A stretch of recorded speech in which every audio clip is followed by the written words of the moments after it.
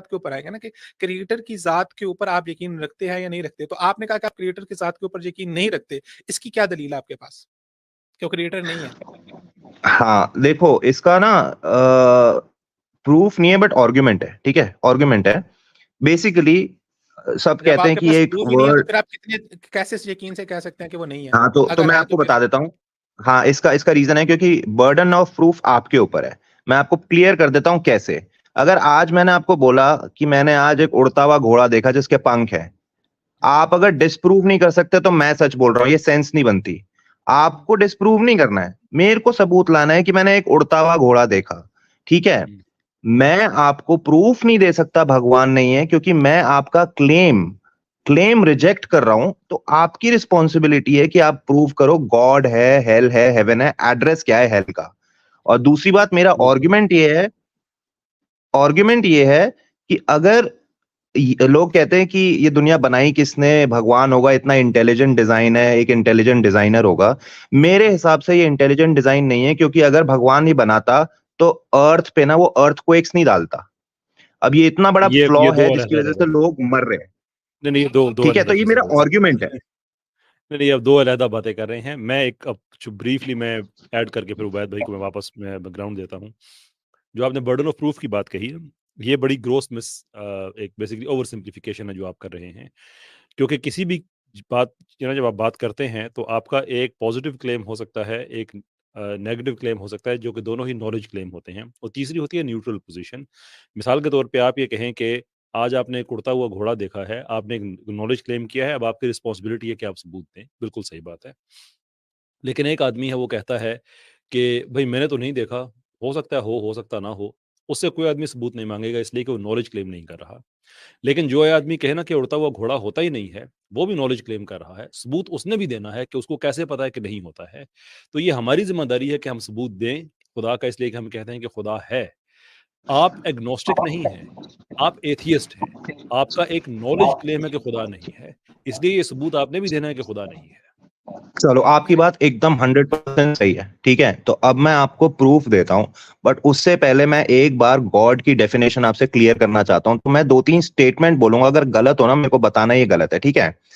God ने universe बनाया है और गॉड इटर्नल है, अनक्रिएटेड। क्या ये सही है गलत? इटर्नल को डिफाइन करेंगे थोड़ा सा। इटर्नल मतलब उसको किसी ने बनाया नहीं, हमेशा से था, हमेशा से था। इटर्नल मतलब हमेशा, ठीक है। दूसरी डेफिनेशन गॉड की है, God is all powerful, all loving and all knowing. इसमें कुछ गलत है? दूसरी डेफिनेशन नहीं है। ये वो नेसेसरी फीचर्स और कैरेक्टरिस्टिक्स हैं जो गॉड को बनाते हैं। Remove any of them and God is not God anymore. नहीं तो क्या गॉड ऑल पावरफुल है? श्योर। ऑल नोइंग है, उसको सब कुछ पता है नहीं? या श्योर। और वो सबसे प्यार करता है या नहीं, ये पूछ रहा हूं मैं। सबसे प्यार करता है। और प्यार की डेफिनेशन अगर आप ये रखें कि जो मर्जी बता करता रहे और उसको हर आदमी को खुली छुट्टी है, तो मतलब उसका कंडीशनल लव, प्यार भी करता है और गुस्सा भी करता है। अच्छा, कंडीशनल लव है बेसिकली, ठीक है। और लास्ट स्टेटमेंट है, क्वालिफाइड है अल्लाह ताला की, मतलब कंडीशनल स्टेटमेंट है, अगर ये करोगे तो प्यार करूंगा मैं, अगर नहीं करोगे तो प्यार नहीं करूंगा मैं। ये कंडीशंस है। क्वालिफाइड की बात की है, कंडीशनल की नहीं। अच्छा, लव की भी टाइप्स हैं, वो मैं डिटेल में नहीं जाना चाहता। एक लव है जो सबके लिए है और एक लव है जो क्वालिफाइड है। तो एक बेसिक लेवल के ऊपर सबके लिए लव है। ठीक है, तो लास्ट पार्ट डेफिनेशन का, और उसके बाद मैं प्रूफ करता हूँ। लास्ट पार्ट ये कि क्या ये गॉड जिसने यूनिवर्स क्रिएट किया है वो उसने एक इंटेलिजेंट डिजाइन क्रिएट किया है, और क्या हम गॉड को कह सकते हैं वो इंटेलिजेंट डिजाइनर है या नहीं? अब मेरे को ये क्लियर कर दो, उसके बाद मैं अपना प्रूफ देता हूँ।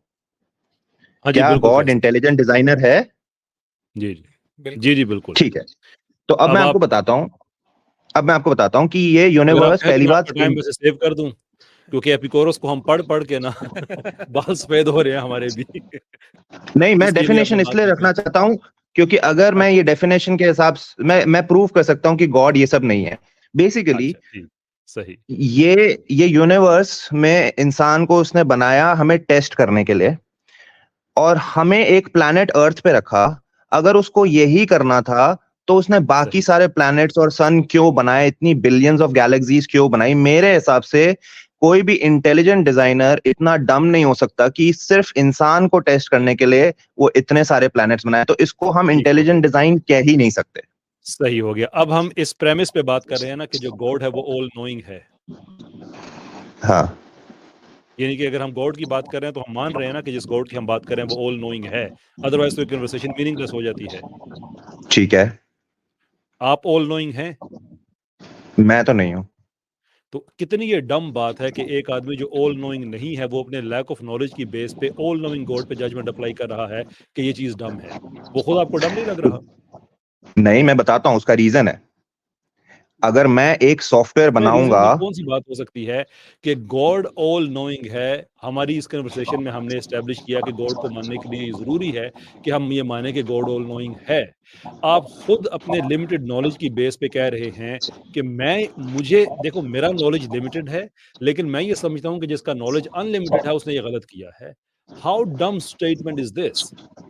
इसका रीजन है, अब मेरे को अगर गॉड है और तो फिर वो मेरे को ये क्यों नहीं कुरान के थ्रू भेजता या बाइबल के थ्रू मैसेज भेजता कि ए प्लैनेट्स का ये रीजन है, गैलेक्सीज का ये रीजन है। वो अपने मैसेजेस बाइबल और कुरान के थ्रू भेजता है, बट हमें ये नहीं बता पाया कि इस डम डिजाइन का रीजन क्या था।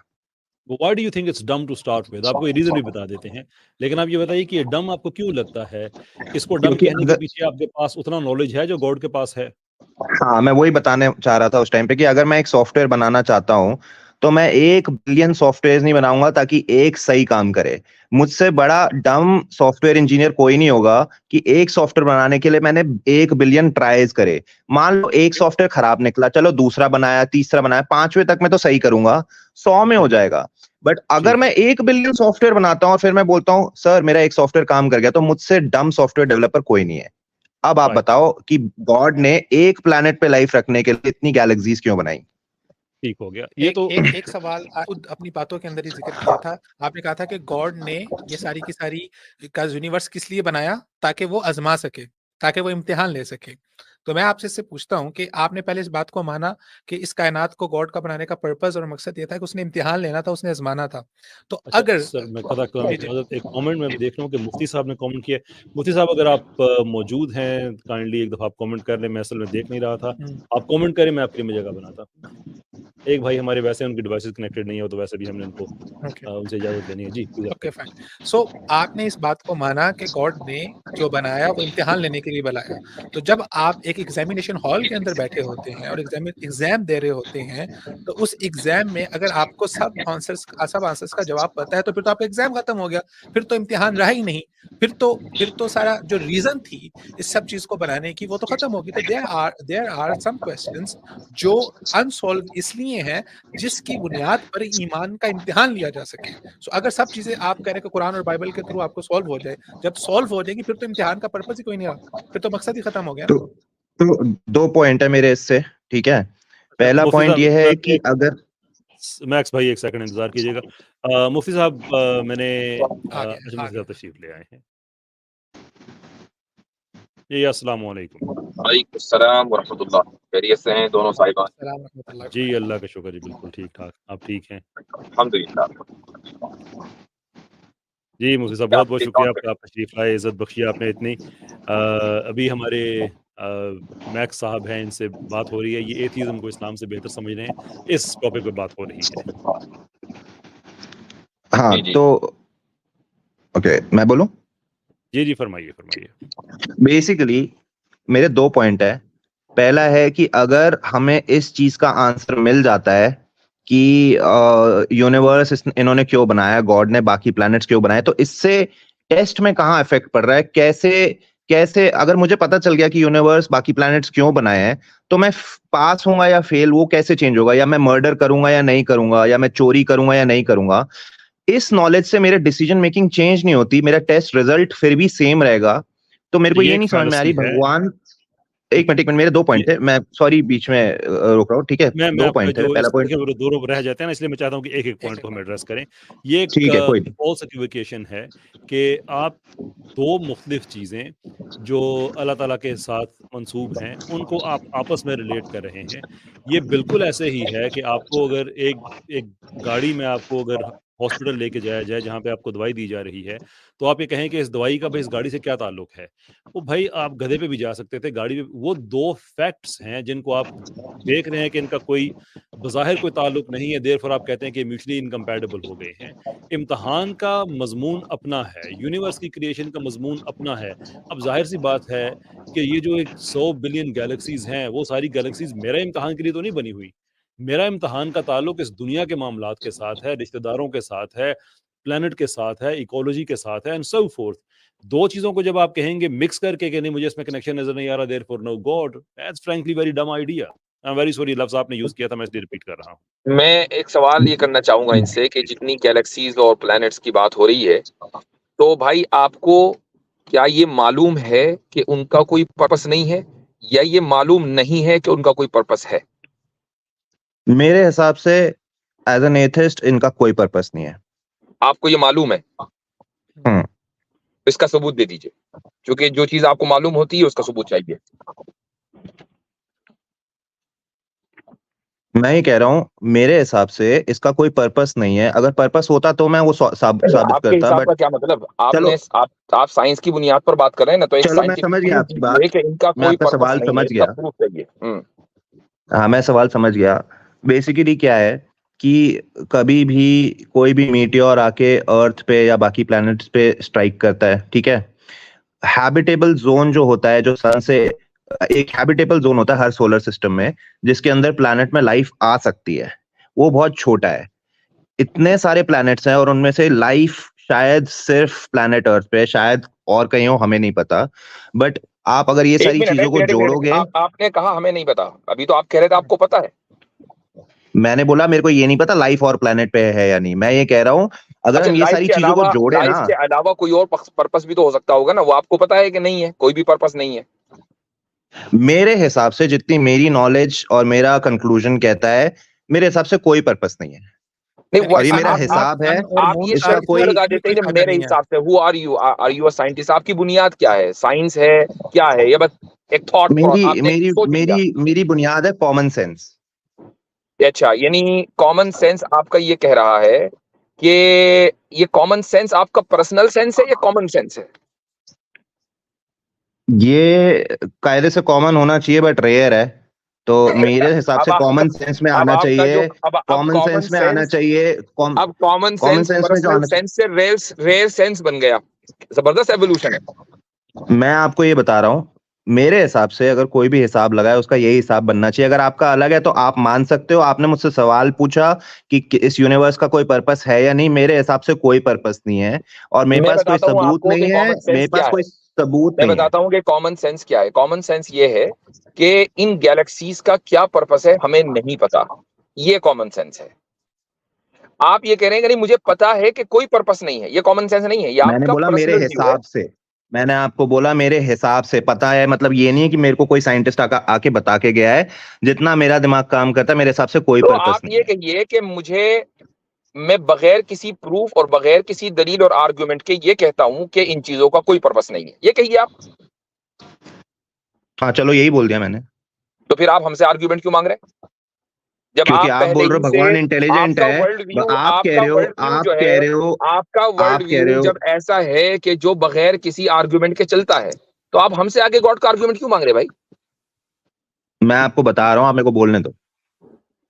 आप कह रहे हो, आपने मुझसे पूछा कि आप क्यों मानते हो कि भगवान नहीं है। मैं उसका लॉजिक दे रहा हूं कि ये जो यूनिवर्स है वो एक डम। अरे आप बात क्यों काट रहे हो? एक मिनट यार, आपको मैं बोलने देता हूँ ना। एक मिनट, मैं आपको बोलने देता हूँ ना। एटलीस्ट बात तो पूरी करने दो। देखिए इतना इरिटेट होने की जरूरत नहीं है। जी आप इतना इरिटेट ना हो। करने दो यार। आई नो, मैं बात बराबर दुम पे पैर रख देता हूं, तो मैं मौका दूंगा। जी हाँ, इतना इरिटेट ना हो। कंप्लीट करने दो यार। मैं सिंपली ये कह रहा हूं कि आप लॉजिक नहीं दे सकते, क्योंकि आप बगैर किसी लॉजिक के ये मान चुके हैं कि उन चीजों का कोई पर्पस नहीं है। तो why are you demanding any logical argument और even giving any logical argument? You can't. मैं मांग सकता हूं। उसका रीजन है क्योंकि जैसे ही आप लोग बोलते हो कि भगवान है, तभी मेरे सर पे एक बंदूक आ जाती है कि worship God otherwise you will go to hell. तो बेसिकली इसलिए मैं आप लोगों से डिमांड कर रहा हूं प्रूफ, क्योंकि सिर्फ और सिर्फ भगवान एक सुपरनैचुरल कैरेक्टर है, फिक्शनल कैरेक्टर है जो डरा के हमें कंट्रोल कर रहा है। बाकी सारे fictional character, Spiderman, Batman, Santa Claus, कोई भी डराता नहीं है इंसान को कि मेरी वर्शिप करो। सिर्फ और सिर्फ गॉड जो फिक्शनल कैरेक्टर है वो बोलता है कि तुम मेरे हिसाब से चलो, नहीं तो तुम हेल जाओगे, और कोई प्रूफ भी नहीं देता। अब मैं अपना पॉइंट रखना चाहता हूं, वापस टॉपिक पे आऊंगा। नहीं, पहले इसका जवाब दे दूं मैं आपको। नहीं, एक पॉइंट मैं रखना चाहता हूं। आपने एक बात कही है, मैं उसका जवाब दूंगा ना, मैंने सुना ये तो नहीं आपको। कर सकते ना बोलो। कि आप एक बात बोलो। करके फिर कहीं मुझे जवाब ना दे और मैं अगले पॉइंट पे जा रहा हूँ। जी ये तो अच्छी बात नहीं है ना मेरे भाई। नहीं, बिल्कुल ठीक, आप बोलो। जिस तरह आप स्पाइडरमैन और वगैरह वगैरह से, बैटमैन से नहीं डरते, आप गॉड से भी नहीं डरते ना। आप डर कहाँ रहे हैं? मैं नहीं डरता। बस तो फिर बंदूक मेरे सर पे आप लटकी डर हुई रहे हो, है, मैं मुझे आपसे डर पूछ लग रहा रहा हूँ है, आप क्यों मुझे डरते हो? डराया जा रहा है, ये सारी बातें करने की क्या जरूरत है? आपको कहाँ डर लग रहा है? बिल्कुल आप तो बहुत आराम मेरे से को गॉड नहीं के लग खिलाफ रहा। बात कर रहे मैं जानना चाहता हूँ आप क्यों डर रहे हो, मैं ये जानना चाहता हूँ आप क्यों डरते हो। हैं। भाई आप सारे रीजन दे रहे हो पर्सनल, और हमसे मांग रहे हो हमारी वजह। आपका तो बस यार बात सुनो, पर्सनल होनी चाहिए ना। आप नहीं डर रहे आप हो ना क्योंकि मेरे को आपकी चुप आपकी कराना जो चाहते हो। रीजनिंग है वो पर्सनल है। आप देखो, सिर्फ आप मेरी डिबेट नहीं बात नहीं करना सुन चाहते, रहे आप हो। मेरे को चुप कराना अब चाहते हो। अब आप मेरी बात नहीं सुन रहे हैं। मैं सिंपली ये कह रहा हूं कि आपकी जो सारी रीजनिंग है वो पर्सनल बुनियादों के ऊपर है कि जी मैं ये समझता हूं। तो जब मैं यहाँ बिल्कुल ठीक कह सारा रहे हो, मसला बिल्कुल पर्सनल है, बिल्कुल। बिल्कुल पर्सनल है ना, और पर्सनली आपको डर नहीं लग रहा है, तो आपको टेंशन किस बात की है? मेरे को आप तो कोई यहाँ टेंशन नहीं पर है। ये साबित करने के मैं लिए आए आपसे एक हैं। सवाल पूछ रहा आपको हूँ। आपको यहाँ पर ये साबित करना है कि गॉड नहीं है। ये कॉन्सेप्ट ज्यादा बेहतर है इंसानियत के लिए अब इस आप अगर कॉन्सेप्ट के बोलने दोगे मुकाबले तो में मैं कि गॉड साबित है। कर पाऊंगा। अगर आप बोलने दोगे तो मैं साबित कर पाऊंगा, तब से मैं बोल रहा हूँ। मेरे को एक सेंटेंस बोलना है, आप बोलने नहीं दे रहे। नहीं और नहीं अगर मैक्स, आपको ये लगता है होल्ड ऐसे ऑन यार, मैक्स मेरी डिबेट बात होती है कि सुने। दूसरे को बोलने ना दो, वो कोई तरीका नहीं मैक्स है। मैक्स मेरी बात सुने। जब से हाँ, मुफ्ती साहब आए हैं मैं खामोश हो गया हूँ, ये एहसास करते हाँ, हुए कि अगर हम 3 लोग बोलेंगे तो आपको टाइम कम मिलेगा। मैं बिल्कुल एक न्यूट्रल पोजीशन पे आ गया हूँ। मैं आपसे थैंक यू ये सो मच। रिक्वेस्ट करूंगा कि देखें, आप जब एक पॉइंट रखते हैं और फिर आप कहते हैं कि नहीं इसके बाद एक और पॉइंट है, तो फिर ये अनफेयर है ना हम पे भी कि आप उसका बिल्कुल। जवाब लें फिर आप आगे बढ़ें। फिर आप शिकवा ना करें ना कि आप मेरा ये सेंटेंस, आपको नहीं, बिल्कुल पॉइंट आपने जो रखा है उसका जवाब तो आप लें, उसके बाद अगला सेंटेंस नहीं। रखें आप। कायजर जी बिल्कुल सही कह रहे हो। मेरी ना बात आपसे चल रही थी और हम एक पॉइंट पे पहुंचने वाले थे, और बीच में मुफ्ती जी आ गए और उन्होंने पूरा मेरे को दबाना शुरू कर दिया। वो मैं हम सबके उस्ताद वापस हैं, वो हम अपने सबको चुप करा सकते हैं। मेरे को कोई प्रॉब्लम नहीं है, बट टॉपिक बीच में रुक गया था और मैं वापस उसी टॉपिक पे लाना चाहता हूँ जहां हमारी बात टूटी थी। क्या मैं ला सकता हूँ? जी, आप और मुफ्ती साहब के दरमियान है, बिल्कुल। मेरा सवाल ये है हम उसी कि टॉपिक पर हैं भाई, हम अगर कहीं और नहीं गए, कहीं गैलेक्सियों में ही आप अटके हुए देखो, बोलने नहीं देंगे, मैं बोल ही नहीं सकता। अरे बोलिए, बोलिए यार। हैं। जी मेरे को ये बता दो कि इतने, अगर कहीं कुरान में नहीं लिखा और कहीं बाइबल में, कहीं गीता में नहीं लिखा कि बाकी प्लैनेट्स और बाकी गैलेक्सीज का कोई क्या पर्पस है, अगर हमें पता ही नहीं, तो आप इस डिजाइन को इंटेलिजेंट डिजाइन किस बेसिस पे कह रहे हो? क्योंकि हमको नहीं पता इन्होंने क्यों बनाया था, तो हम बेसिकली अज्यूम कर सकते, और आज तक हमें किसी और प्लैनेट की जरूरत नहीं पड़ी। मैं ये पूछ रहा हूं इंटेलिजेंट डिजाइन कैसे हुआ? मेरे हिसाब से ये डम डिजाइन है, क्योंकि हमारे पास कोई रीजन नहीं है, कोई आंसर नहीं है गॉड के थ्रू कि उसने ये क्यों बनाया है। तो क्या आप मुझे बता मैं सकते यहाँ हो पे इसका सिर्फ क्या, एक इसको एक बनाने का बात क्या मुफ्ती रीजन साहब की था? इजाज़त से मैं सिर्फ एक बात ऐड ये करना चाहूँगा कि आपका ये कहना है कि इस प्लैनेट, जो हमारा प्लैनेट अर्थ है, इसके लिए सूरज की कोई ज़रूरत नहीं है, सूरज का कोई अमल दखल नहीं है, बिल्कुल फ़िज़ूल है, चाँद भी इसके लिए फ़िज़ूल है, इसका कोई फ़ायदा नहीं है, सिर्फ प्लैनेट अर्थ ही है। नहीं, आपने वो दो नहीं, बात ये नहीं है उबैद साहब, बात ये नहीं, नहीं मैं है। कह रहा हूँ होल्ड सन ऑन, की अरे जरूरत है, भैया मैंने तुम्हारी मून बात की सुनी, अब जरूरत मुझे है, बोलने भी दो। बट बाकी अब मुझे तो प्लैनेट्स की बोलने दो, जरूरत नहीं है, बाकी नहीं, अब मुझे गैलेक्सीज की बोलने कोई दो जरूरत यार, नहीं है। आपने अब आप मुझे इसमें बोलने दो। बयान बदल रहे हैं, मुफ्ती साहब को बोलने दें। आपने कहा था कि बाकी किसी भी की कोई ज़रूरत नहीं है, सब बेफ़ायदा है, लेकिन आप मुफ्ती साहब को ज़रा बोलने दें। हाँ, नहीं, बिल्कुल बात बिल्कुल। ये नहीं है उबैद साहब और कैसर भाई, मैं सिर्फ यहाँ पॉइंट रखना चाहता हूँ कि अभी ये कह रहे हैं कि हमें मालूम नहीं है, कुरान में नहीं बताया, बाइबल में नहीं बताया। मालूम ना होने से ये फैसला कर देना कि ये डिजाइन इंटेलिजेंट नहीं है, ये कैसे पता चला? आपको आज से 500 साल पहले इंसान की बॉडी में क्या क्या चीजें हैं नहीं पता था, तो क्या आप ये मान के चल रहे थे कि ये एक इंटेलिजेंट डिजाइन नहीं है? क्या आप इसको डम डिजाइन मान रहे थे महज अपनी लाइल्मी की वजह से? ये लाइल्मी और ना जानना किसी चीज के होने ना होने का सबूत कब से बना है? बात ये है। देखो, अगर आपकी बात समझ गया, बिल्कुल वैलिड पॉइंट है। हो सकता है इन सब का ना कोई एक्चुअल रीजन हो, कोई पर्पस हो जो मुझे नहीं पता, ठीक है, मैं ये भी मानने के लिए तैयार हूँ, बट जब तक मुझे ये कोई बताएगा नहीं, भगवान बताएंगे नहीं आके कि मैंने इसलिए बनाया या कुरान में नहीं लिखा, जब तक नहीं पता चलता तब तक मैं बिल्कुल रीजनेबल हूं ये बोलने के लिए कि ये डम डिजाइन है। इसको आप इंटेलिजेंट डिजाइन नहीं कह सकते, क्योंकि बाकी गैलेक्सीज और यूनिवर्स की जरूरत ही नहीं जब थी। आप खुद ही इस बात को अगर तस्लीम कर इंसान को चुके टेस्ट मेरे करना भाई, था तो तीन चीजें जब आप बनाते, इस बात सन। को तस्लीम कर चुके हैं कि ना जानना दलील नहीं है, तो फिर हाउ कैन यू रूल कि ये डम डिजाइन है? आप तो खुद ही तस्लीम कर रहे हैं। ये कहना एक तरफ, ठीक तो है, आप ये कह रहे हैं कि नहीं, ना जानने की बुनियाद पर मैं कोई फैसला नहीं कर सकता, फिर फैसला भी कर रहे हैं। इससे बढ़कर डम कोई चीज नहीं हो सकती। तो आप मेरे को प्रूफ कर दो कि बाकी गैलेक्सीज का क्या रीजन है और इंटेलिजेंट कैसे है वो। अगर आप बोलते हो कि ये इंटेलिजेंट डिजाइन है, आप क्लेम कर रहे हो, मैं नहीं कर रहा हूं, आप क्लेम कर रहे हो कैसर भाई, ओवर टू, इंटेलिजेंट है। मुझे 2-4 मिनट दीजिएगा जी इंशाल्लाह। जी जी जरूर। अच्छा मैक्स, बाकी देखें, जो हमारी गैलेक्सीज हैं, जो मजमूई तौर पे जो यूनिवर्स का सिस्टम है, इसमें कुछ भी ऐसा नहीं है कि आप यूनिवर्स को उसमें से निकाल दें और यूनिवर्स आपका पीछे बच जाएगा। जो अट्रैक्टिव और रिपल्सिव फोर्स है, ये यूनिवर्स के अंदर, ये हर जगह पे मौजूद है। आपको मेरी बात समझ आ रही है? बिल्कुल बिल्कुल। विच इज़ टू से कि आप ये कहें कि आज से यहाँ से आपके पास एक फॉर एग्जांपल 300 मिलियन साल के जो लाइट ईयर के है, या कोई भी आप एक फिगर ले लें, इतने दूर एक गैलेक्सी है, उसका कोई फायदा नहीं है। अगर उस गैलेक्सी को निकाल दें और यूनिवर्स फिर भी बच जाए ऐसे ही, तो फिर तो आपकी बात बिल्कुल ठीक हो जाएगी। लेकिन ये कितना प्रिसाइज सिस्टम कि इसके अंदर एक गैलेक्सी जब एक्सप्लोड भी होती है, एक प्लैनेट भी एक्सप्लोड होता है, तो उसका सपोर्ट सिस्टम पहले से डेवलप होता है। इस हद तक ठीक है है। कि एक सितारा टूटता है जब, एक सितारे का टूटने का हम्म हमारा जितना भी है ना, हमारा ये 93 बिलियन ईयर का हम्म जो हम्म हमारा सर्कल है, इसका बड़ा गहरा हम्म ताल्लुक है आपस में। कि एक सितारा भी हम्म टूटता है तो उससे जो कार्बन है, उससे नई जिंदगी पैदा होती है, जो नए मॉलिक्यूल्स पैदा होते हैं। इवन हमारे जो हम इस जमीन पे जो मॉलिक्यूल्स हैं, इसका ताल्लुक हमारी कायनात के साथ है। इस सारे को कहा जाता है, पहले इसको टेलीलॉजिकल आर्गुमेंट कहा जाता था, अब इसको फाइन ट्यूनिंग आर्गुमेंट कहते हैं, एफटीए। ठीक है। मैं इस ठीक पे है। आपको इतना साइंटिफिक डेटा दे सकता हूँ, इसके पर्पस का इतना साइंटिफिक डेटा दे सकता हूँ कि आप हैरान रह जाएंगे कि ये इतनी प्रिसीजन के साथ ये कैसे बना है। और ये पिछले 50 साल में इस पे इतना ज्यादा काम हुआ है। अभी इनफैक्ट इन दिनों मैं एक किताब पढ़ रहा हूँ, इज एथियज्म डेड, उस किताब का नाम है। आजकल मैं वो पढ़ रहा हूँ, जिसमें दोबारा से इस डेटा को रिवाइव किया गया है कि जो ग्रैंड आर्गुमेंट है फॉर एग्जिस्टेंस ऑफ गॉड, वो एक्चुअली यूनिवर्स के अंदर है। तो आप मुझे बताइए कि आपको वो डेटा पढ़ना अच्छा लगेगा, या ये कहना आपको अच्छा लगेगा कि वेल मुझे तो पता नहीं है, लेकिन चूंकि पता नहीं है इसलिए मैं इसको डम समझता हूँ। नहीं नहीं, मैं आपको आपको ना, आपने बहुत ही सही पॉइंट रखा। बेसिकली ना, आपने बहुत अच्छा पॉइंट रखा कि हमें नहीं पता कि अगर एक गैलेक्सी किसी तरह गायब हो जाए तो हम पे क्या असर पड़ेगा। हो सकता है उस गैलेक्सी का पर्पस है कि एक ग्रेविटेशनल बैलेंस रहे, हो सकता है। बिल्कुल सॉलिड पॉइंट है। बट मेरा फिर नेक्स्ट क्वेश्चन आता है, क्या या गॉड इतना पावरफुल नहीं है कि वो एक स्टेबल सोलर सिस्टम बना दे और बाकी गैलेक्सीज को हटा दे? क्या उसके पास ये पावर नहीं है? अब वो इतनी, गॉड ने इतनी मेहनत करी ताकि आपको कैसे हमारा पता? सोलर सिस्टम, एक मिनट, हमारा सोलर सिस्टम बैलेंस्ड रहे। इतनी मेहनत करी कि इतने यूनिवर्सेस बना दिए। क्या उसके पास इतनी पावर नहीं है कि वो बिना गैलेक्सीज के हमारा स्टेबल यूनिवर्स बना दे? तो वो ऑल पावरफुल नहीं है। बेसिकली वो डेफिनेशन में फिट नहीं बैठता, नो प्रॉब्लम। क्योंकि अगर वो नहीं ऑल पावरफुल कैसर होता, भाई, अगर कैसर भाई मेरा कैसर भाई मेरा सवाल ये है जी कि जी क्या गॉड इतना पावरफुल नहीं है कि वो सूरज के बगैर बस यहाँ लाइव कर देता दुनिया में?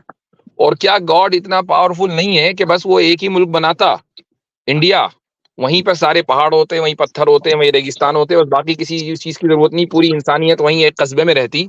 तो ये आप चलते चले जाएं, गॉड की पावर के ऊपर सवाल करते चले जाएं, बिल्कुल वो कहाँ नहीं कहाँ है रुकें? पावरफुल। गॉड पावरफुल नहीं है। मेरा पॉइंट ये है कि अगर मैं पावरफुल होता इतना, तो मैं इतनी मेहनत नहीं करता। मैं सिर्फ बोलता चल प्लैनेट अर्थ बना देते हैं, सन दे देते हैं, मून दे देते हैं और टेस्ट भाई शुरू सन करो। और मून क्यों दे अगर देते हैं?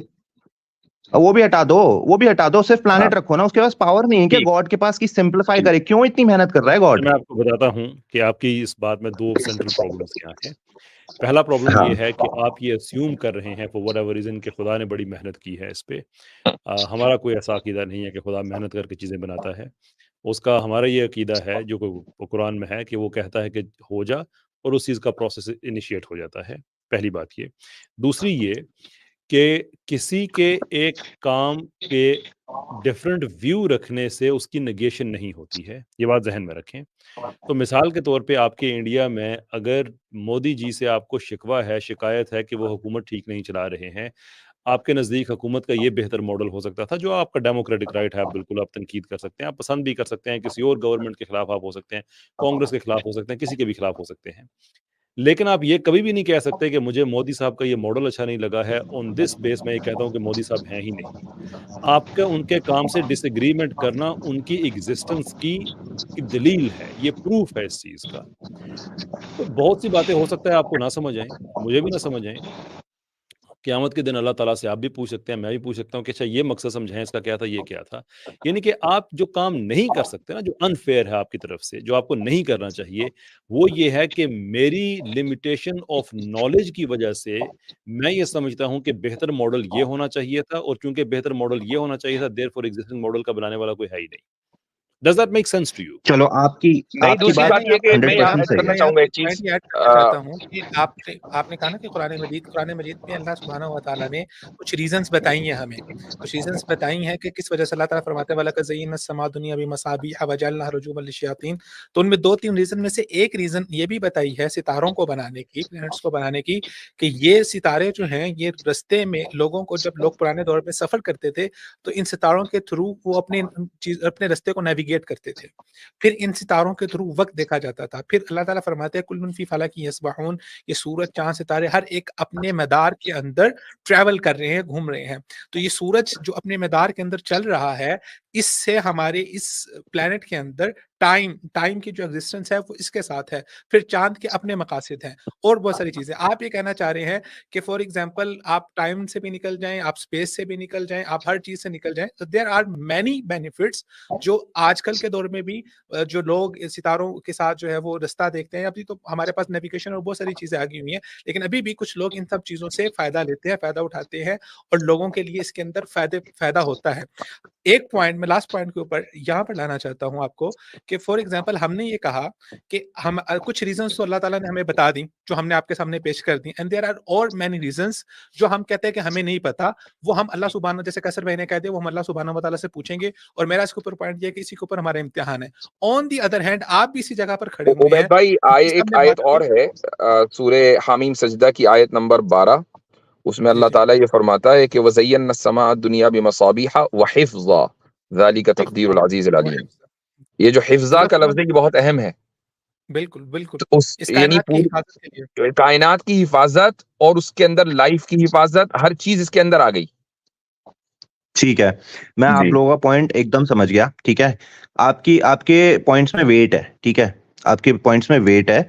अब मैं ये बोलता हूँ कि मैं ये प्रूव नहीं कर पा रहा कि गॉड नहीं है, मेरे सिर्फ़ आर्गुमेंट्स हैं, लॉजिक्स हैं, असम्पशन है।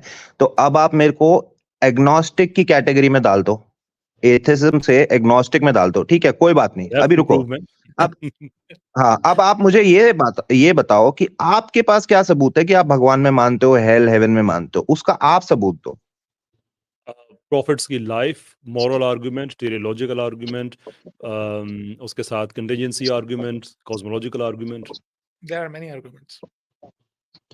तो बेसिकली प्रॉफिट की लाइफ प्रूफ है प्रॉफिट्स की गॉड है, तो लाइफ, फिर हाँ? प्रॉफिट्स की लाइफ, प्रॉफिट्स तो इंसान थे, इंसान से गॉड कैसे प्रूव हो रहा है?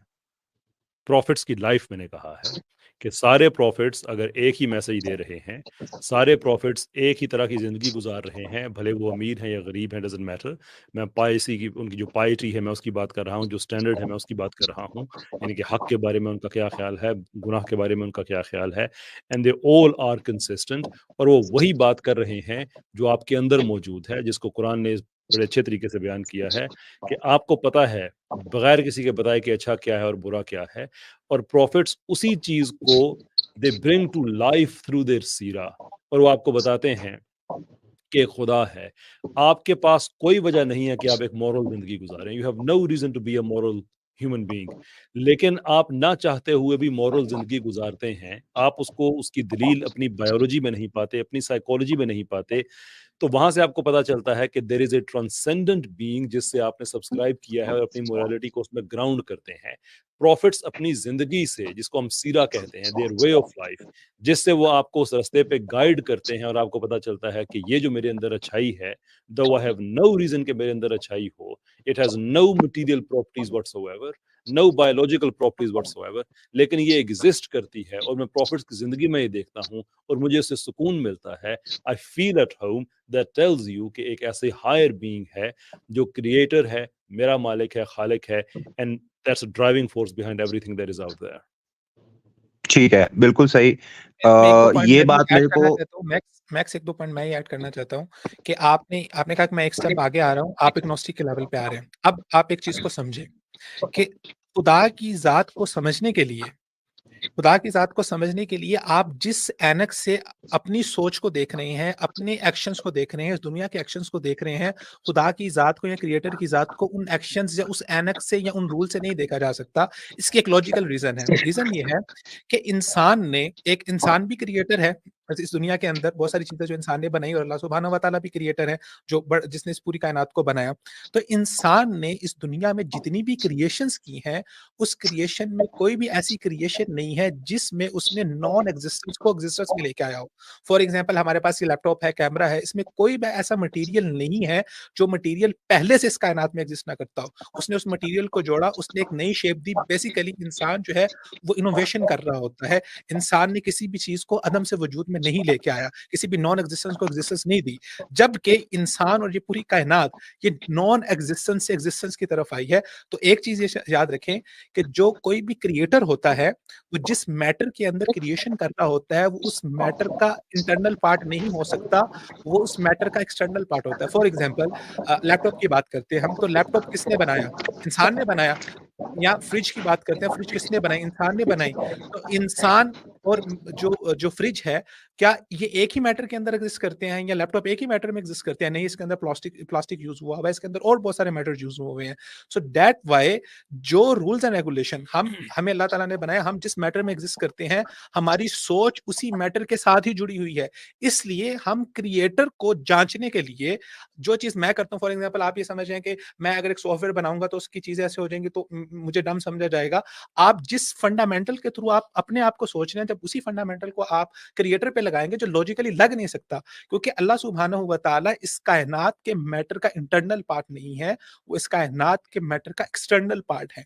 सो क्रिएटर को समझने के लिए आपको एक दफा जो जितने भी आपकी सोच और समझ के जो जाविये हैं, जो रूल्स एंड रेगुलेशंस इस दुनिया में लगते हैं, उससे एक दफा नीचे उतरना होगा और उसको दूसरे जाविये से देखना होगा और उसको समझना होगा। एक पॉइंट।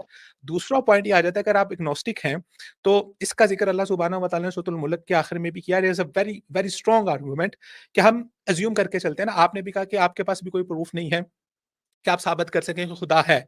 ठीक है, आपके पास प्रूफ नहीं है। हम आपको ये हमारे पास जो आर्गुमेंट्स हैं, हम आपको आर्गुमेंट्स दे रहे हैं, उस बिहाफ के ऊपर हम खुदा की ज़ात के ऊपर या क्रिएटर की ज़ात के ऊपर ईमान लेके आ रहे हैं। चलिए लेट्स अज्यूम, एक सिनेरियो अज्यूम करते हैं कि देयर इज अ आपके अकॉर्डिंगली प्रोबेबिलिटी है कि खुदा की ज़ात नहीं है। ठीक है, हमारे अकॉर्डिंगली प्रोबेबिलिटी है और हम इसके ऊपर ईमान रखते हैं कि खुदा की ज़ात है। तो अल्लाह ताला कुरान मजीद में फरमाते हैं, कुल हुवर रहमानु आमन्ना बिही व अलैहि तवक्कलना। रहमान तो हमारा है और हम उस पर ईमान लेके आए। फॉर एग्जाम्पल हम फोत होते हैं, मरते हैं और मरने के बाद हम मिट्टी के अंदर चले जाते हैं या हमारी राख बना दी जाती है और मरने के बाद आपकी प्रोबेबिलिटी के अकॉर्डिंगली अगर खुदा की ज़ात नहीं है तो क्या होगा? हम मिट्टी के अंदर मिट्टी हो जाएंगे, बात खत्म हो गई। लेकिन अगर दूसरी तरफ जब प्रोबेबिलिटी है कि खुदा की ज़ात है और मरने के बाद अगर खुदा की ज़ात हुई और अगर आपको उसको हिसाब देना पड़ा और आप इस दुनिया के अंदर इनकार कर रहे थे, तो आपका क्या बनेगा? फसतअलमून मन हुवा फी ज़लालिम मुबीन। सो खुदा की ज़ात पर ईमान रखना इज अ सेफेस्ट वे। ये वाला पॉइंट एक बार रिपीट करना। ये वाला आप लास्ट पॉइंट रिपीट करना। जी, जी। खुदा की ज़ात के ऊपर ईमान लगना आपके अकॉर्डिंगली, हम तो उसके ऊपर हमारा ईमान तो शरअ सदर के मुताबिक है, हमारा बिल्कुल शरअ सदर है।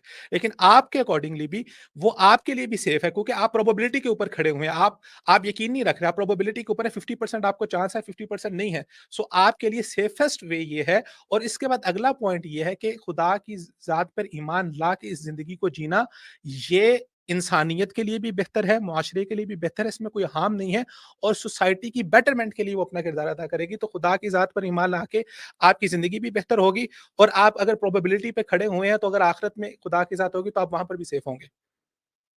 ठीक है, अब मैंने ना आपका भी पॉइंट सुना उबैद जी, और उबैद जी आपका मतलब बहुत स्ट्रॉन्ग पॉइंट है, ठीक है, जी। कि हमें रिलीजन से मोरालिटी मिलती है, सही गलत समझ में आता है, ठीक है, बिल्कुल ठीक जी। पॉइंट है। और काइजर जी आपने जो पॉइंट बोला था वो ये है कि प्रॉफिट्स कंसिस्टेंट मैसेज देते हैं और ये प्रूफ है कि गॉड है, ठीक है। तो नहीं, अगर मैंने मैं ये नहीं ये कहा कि ये बोलूं, प्रूफ है।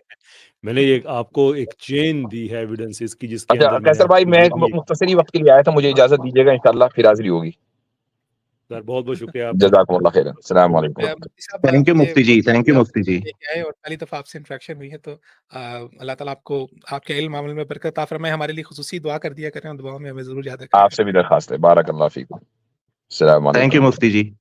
ओके जी, अस्सलाम thank you, you are welcome. हाँ, कैसर जी, तो अगर वो एविडेंस नहीं है, तो अभी तक मुझे एक प्रॉपर एविडेंस नहीं मिला कि गॉड है। मेरे को वो जानना है कि क्या एविडेंस है कि आप ठीक। मानते हो भगवान है, हेल है या हेवन है? मैंने भी आपको सामने इतने रखे हैं। अच्छा, अब बात ऐसी है कि देखिए हमें टाइम बहुत ज़्यादा हो गया, आपके साथ पीछे बहुत देर से कॉलर्स वेट कर रहे हैं। मेरा जो ईमेल एड्रेस है बड़ा सिंपल है, kaisarahmadraja@gmail.com। आपके सवालों में मुझे बहुत ऑनेस्ट इंटेंशन नज़र आती है। इसका जो बेहतर तरीका ये है कि आप मुझे ईमेल करें। हम गूगल मीट, स्काइप, ज़ूम, ये मुख्तलिफ ये ज़रिए हैं, उन पे हम इस बातचीत को जारी रख